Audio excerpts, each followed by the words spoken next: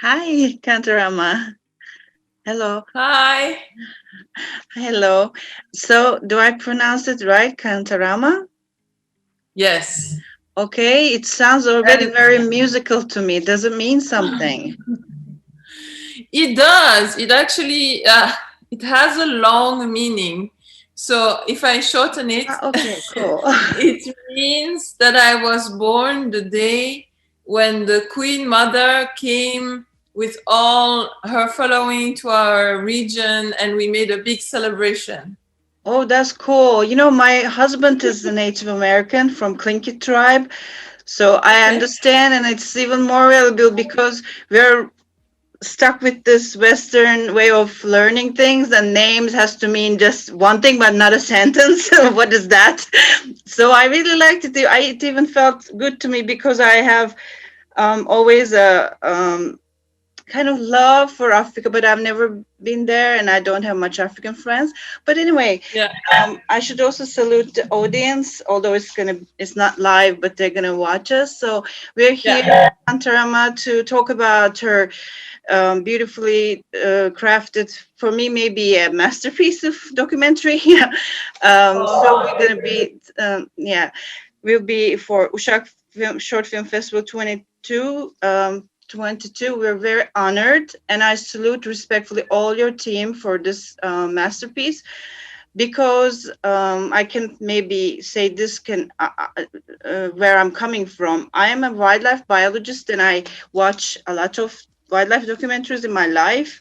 And sometimes I consider the genre is really not much used at its effect, and it's sometimes just a visual lecture. But there is no craftsmanship from cinema, and there's no creativity. It's just a visual lecture. So they just are consumed in a way, doesn't leave much. So I really really liked your documentary because of that, because I already am a little bit like documentary, let's see. I mean, I watch nearly all if the content is good, and it's always there's something. Yeah, we can always learn something, which is good. But as I say, we don't shouldn't only just learn something but hit people to solve some of the problems maybe the documentary tells. So that's why I really salute people like you who use this genre as it should be. So maybe when I research about you first, especially when I'm a pre-selection jury member, and we went through like 2,888 or so foreign entries, and we had to reduce it to 50. Even some could be maybe okay, not okay and stuff, but still it was so big of a number. And so it was difficult. Also, I am not from the field of the cinema, but I think cinema is not only belongs to the people who make it, because if you're not looking at it at all from audience side, then you wouldn't understand what is maybe lacking and stuff. And I'm a wildlife biologist, but also I'm a writer. I also write poetry and things. So it was a very powerful experience for me. And but your work, although in the beginning I didn't want this rating and all, but it was just put aside, and I was like really impressed by it, as I said, because of the reasons I said. But I didn't know you are from Africa or anything, because sometimes I don't have time to look, and it's even a good thing. I didn't even know Apache Tunde kind of a letter even existed. Again, a good thing in a way, but especially not knowing where the only the name, okay, it ring the bell, but only after I looked at it. So maybe our audience also didn't know, just now realizes you are an African. And I don't want to say much. If there was somebody else, I could have, but I want you to tell me your connection with Africa, both personal and professional wise. Yes, sure. First of all, thank you very much for having me. It's very special. So every time that we make a film and that it resonates with an audience, it's really truly like a magical moment. And I really take it very seriously because I think as artists, it's our duty to shine a light over certain issues in society and address these topics. And yes, this film is a bit my way to contribute to certain problems and emotionally impact the audience that maybe will remember and later take away something and maybe change something in their daily life because they watched the film. So it seems to me that art is the most direct way to somebody's connection. So I'm trying to pursue this also with my next project.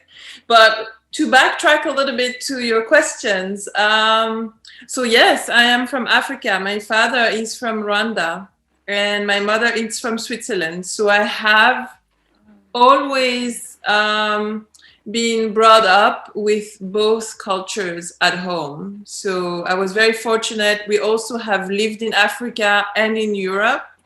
So this kind of gave me two prisms to look through and questioning always what was in front of me. And I totally understand, and I have been privileged in that sense because I have the ability to go from one to the other and also to dig deeper in my African heritage or my European heritage. So I really have access. And though it is maybe complicated at some point as well to grow up and trying to define your identity. Who are you in front of this world with multiple culture? It took me a little time to understand that each side is augmenting the other. So it's really a privilege to have this multiculturality in the background. And professionally, I have started, first, it took me a little time to understand that I wanted to make some films because I have been into artistic fields since I was a child, but I didn't know we could make films as a living. I didn't know we were allowed to do this. For me, it was so far away. And so I was training in music and then I did some theater, but for me film was really far away. And one day a friend of mine invited me on a film shoot at night because he needed help, and we were shooting 2 nights and I was looking at what was going in front of me. It was the first time I was on set, and this is when I really understood, okay, this is what I want to do. So from then on, everything was spiraling faster and faster and faster, but I had a goal, so it was really clear. And I started working, well, in fact, I found a scholarship and I went to the US, I went to New York because I wanted to go where there's a big industry. I wanted to learn the techniques. So I went to New York and I started learning there, and then I started working on other big projects, and slowly to make my own short films. And even I directed a series of 20 short films. Mm-hmm. But there was something lacking, a part of me that was not addressed. So after a while, I went back to Europe, and this is when I started working on a feature film called Tapis Rouge, which is also a hybrid form between documentary and fiction. Okay. It's an augmented documentary, maybe. Well, we worked with a group of guys that had never done this before, and we wrote them characters and a story, and then we crafted the feature film this way. And this, while we were showing it, when it was finished in festivals around the world, brought me back to Africa. the first time I came professionally, because of course I came always for family reasons, but this was the first time that I came professionally. And we were screening in Rwanda. We opened the festival in front of 1,000 people. And this, I can never forget this night. It was so emotional. All my friends, the friends of my father, they were all in the room. And it was truly a very, very special moment. And this is when I realized that I had to work there. I had to work in the region, not just in Europe, not everywhere else. I had also like projects to make there. So that was in 2000. I think that was in 2015. And from then on, I spent more than half of the year in Rwanda, Kenya, Uganda. You did workshops and teachings. I read a little bit the Goethe Institute interview of yours. Yes. I was like, hey, lucky people. Yes. Yeah. And there's a really beautiful energy. People are super creative and there are synergies. It's really interesting. Really beautiful projects are going to come from the region, already are, and some are in process. And it's just sometimes you feel things are aligning. And so I've been much more and more involved. We also, with a friend, I helped a friend do his film in Uganda, a feature film that's criticizing the idea of war, basically. And it's a big topic. Yes, racism is also a big topic. Yes. I mean, maybe bigger than war, actually, in my opinion. Yeah. And so, and now I'm writing a feature film that's supposed to be shot in Kenya. So, I'm really involved there. Mm-hmm. Okay, because I just now learned that you actually have Swiss heritage as well. I didn't know that. I thought maybe you went there just to live and get education. So that's the reason where then Ethereality is shot in Switzerland. It's like because logistics and stuff, or was there any other reason for Switzerland? There's another reason. Actually, there were 5 directors that were invited in a residency in Switzerland in Winterthur, where we shot. And each of us did a project, and I did Ethereality during this residency. So the 4 other filmmakers were Sudan, Algeria, South Africa, and Burkina Faso, and I was representing Rwanda. So this is the context. Okay. All right. It also seems as if you could have been on the other side of the interview, in a way. Now, when we learn about you, it's like but it doesn't even matter. Like it could, so what? Could be her story, but there's all these people as well. And let's look at the big picture. Because it is your art there is powerful, so it doesn't say that, but it could be. It's like now I'm thinking it's also another power to it. It's not somebody else put the microphone to them, but because very much important to me in that interviews was like when people constantly would ask you, do you understand? Even they see you, they still probably, because there's also racism for a poor, racism for privilege, maybe.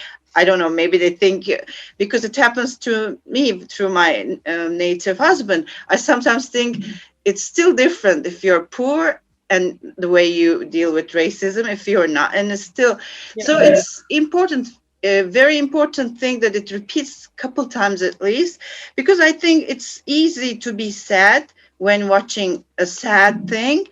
But empathy is not so easy, because I think also as scientifically, the word itself comes from pathology and empathy. The same, you have to feel the same pain.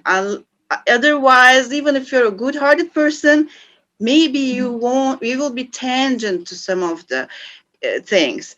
So maybe that's also so valuable that there are people like you who can tell the stories, because then it is important that you're behind the camera, because you can also empathy more, even when you could question other things as privileged things and everything. Oh, but it was really heartbreaking. And so for me, because I always deal with my husband, in a way, this Native Americans, the topic is very sensitive and they're not much obvious at all. Their problems, their endangered languages and all these things. So it's really heartbreaking, but that's why you are actually, it's so important that we have you in a way. And I would also think that in my opinion, the movie, probably because I didn't know about Apache Tunde letter and nothing, I didn't know anything. So for me, when I watched, because also knowing some things from my husband, it really affected me that this astronaut, even the dress, I mean, you don't see the face, you don't know, it can be anybody. It's like this anonymousness. Also, maybe you are there, nobody sees you. Or also sometimes I realize you need to prove yourself in Western ways to be accepted.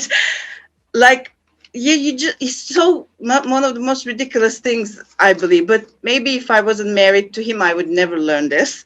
So I got to learn through this 20 years of being together.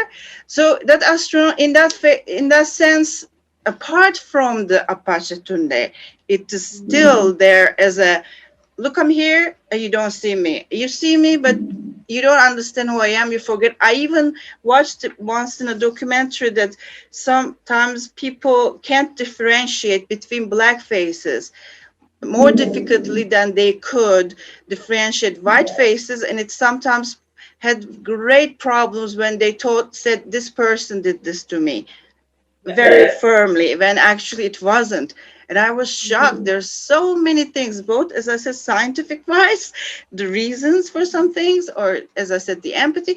So I really liked it, that the astronaut was really nice. And other than that, I think it softens and this creativity, but the text actually has very powerful parts. As I said, wow, I'm a human when I go home and I'm nothing, just discrimination, blood, everything. But I thought it stays a little bit like as if in paper, but it can just potential. But now I learned a little bit more about you.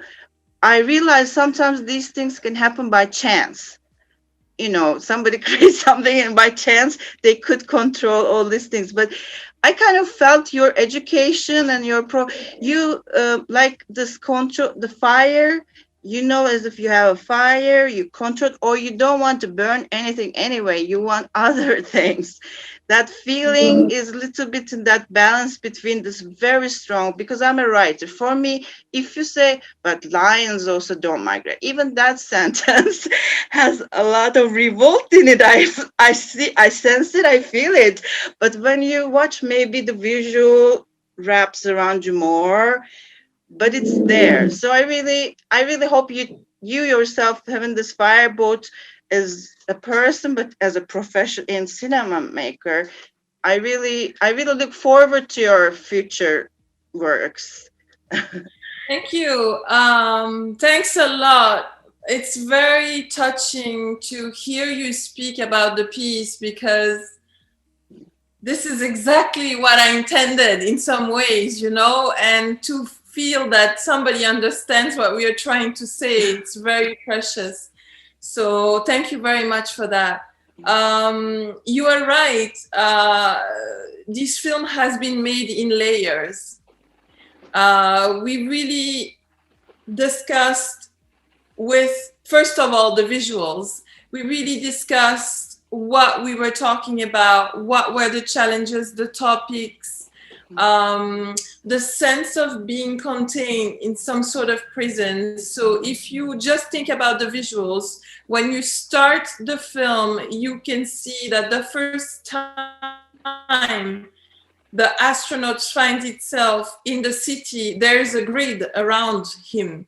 Or her, maybe should I say? And he walks up. Was it that? Okay. Walks up and then walks up from the subway, and there's like a cage around. Yes. And also the format is 4/3, and then we go from outside slowly inside the warm place of the shop. And then there's always these grids, the cage with the birds. So there are themes that are coming back to also make us feel what it means to be trapped somewhere, yet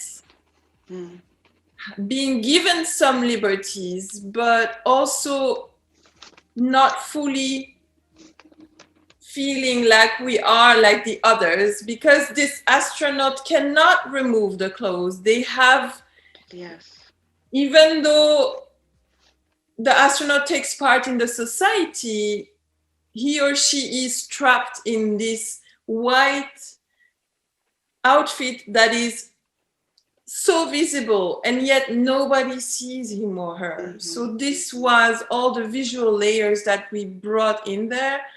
While I was writing and crafting the short film, we had the interviews with these wonderful people, and I was trying to find a way to sublimate what they were saying to give us another layer of understanding. So this is when I came across Abachatunde, because I was searching for a way to embody their message. So for me, this was the way to talk about what they were feeling. And then maybe to address your first comment that I should have maybe been in the film myself. In some ways I am, because I'm inside the costume of the astronaut. It's me. Yes. So it's me facing this reality. And it's also, while I'm talking to them, they have this ease maybe, or they definitely felt very fast. They gave me their confidence, and we were able to discuss these really deep subjects. So very, very fast. And I think it's also because I approached them with my history, and I told them about myself and why I was here. And so they really were okay to exchange and talk about something as difficult and open their hearts. So I'm really thankful. Did they like it? Did they? People It was incredible. It was very emotional. So I didn't show them before the premiere. So we were shooting, and then I told them, listen, keep this date. I will invite you to the premiere. And we were screening the film in the festival in Winterthur, Kortschwimtage. And the room was full, 700 people. And we had, I don't know, 5 minutes of applause. And the protagonists were, I think they were really grateful to see that they have been listened to. And then we brought them on stage, and they were really happy. It was very special. It was very, very special. Yes. Okay. And I think my crew as well was very generous, because we had not a lot of time to do all this, and they really tried to understand my message and what I was trying to do. And so we worked really in harmony. So that was really nice.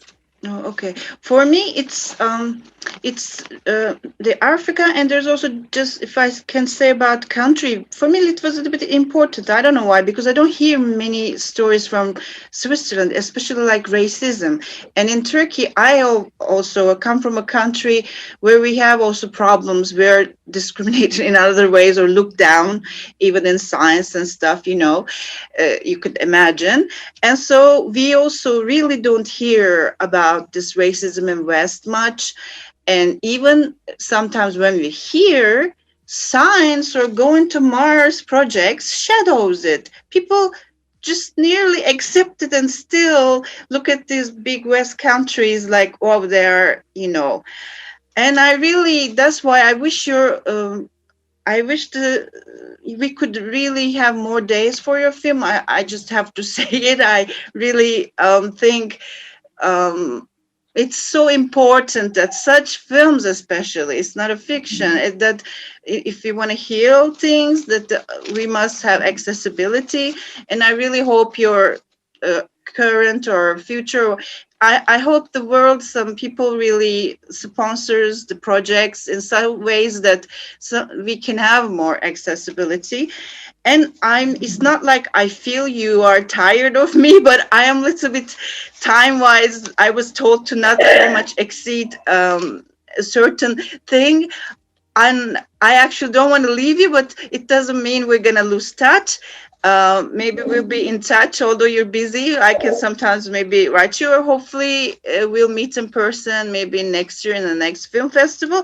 Maybe I just will look all my things and what is I could have said. Maybe I could ask you this. I was going to ask a little bit about lions, but I don't maybe have time. I'll ask this. What do you think the world is now kind of barren or lacking because the Africa voice is not as strong as not as strong, and also maybe if some things were lost, like in my husband's culture, there's the like indigenous knowledge topics and all these things, and actually we are suffering from that lack. So what would you say the world could have been better? What is where we lacking? And you can also quickly maybe say if there's what we heard and annoy Africans or stereotypical things. Kind of, you can wrap it up with Africa again. Yes, of course. It's a big task that you're giving me because there's so much to say. I know, but I just should have talked to them earlier. I don't know. We can talk, they can talk. If it's not disrespect to you, we can really talk. And I can tell them, stop us if you want. But to wrap it up and talk about what you're addressing, I think what we're lacking at the moment the most is connection. I think, but not just connection to each other, also connection to the bigger picture, to nature, to the living.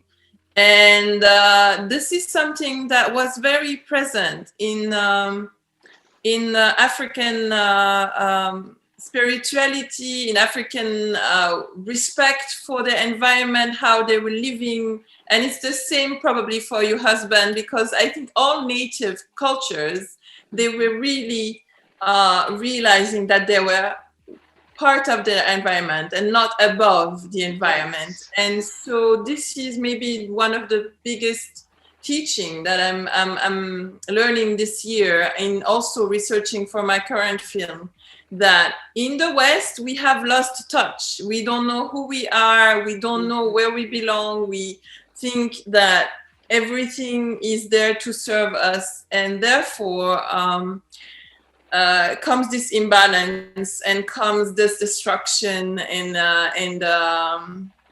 the situation that we, for instance, this year have been facing everywhere. I hope that we will learn from what is going on, and that we will try to understand that we cannot act longer. We cannot continue to do what we are doing, and we have to. And so this is really something I can also sense when I'm in Rwanda or when I'm in Kenya. I'm much closer to nature. I'm much closer to the roots. I'm much closer to what is essential. I have a different sense of time. I have a different sense of how I relate to people, you know? I know my husband runs an Indian time. Sometimes he refers to Indian time. It's like, yeah, it's time to eat. It's time the raven goes to look for the beach, whatever to eat and things. His stories, he starts telling stories that are so different. Like even your names, We just are so much immersed in Western way of thinking and proving ourselves in Western whatever. And even it hurts the people who live poorly in West, the white poor as well. Like we just this, so we need to, and it's so good that you embrace your privilege. I really respect that too, because it's so important. So many privileged people don't realize they're privileged. And so I really enjoy talking to you so much, as if you, the continent Africa, like reflected for me, because I studied birds, migratory birds, and for me, all in my thesis and every articles we write about, they go to Africa. For me, it's home, because it's always home of the birds, home of, they go, come back, and sometimes I think they're maybe more free than we are. By the way, my name means free, but it's so wildlife. Yes, that I really was so touched by your what you said as well, because I really thought you're one of the people now that I met in my life. I'm so much looking forward to what you're gonna do, and I really hope all the best for you, all the smoothness in your projects, and maybe one day I'll be your volunteer. I really enjoyed the talk and knowing you more. And Happy New Year and Christmas if you celebrate, or any other festives, and stay safe and healthy these days. And much love to you and your crew and your family. Bye. Thank you. Thank you very much for having me. And thank you to the audience. And I would love to meet you in person one day. So Yes. it was a big honor. Thank you so much. Yes. Take care. And we'll be in touch. Bye. Yes. Bye-bye.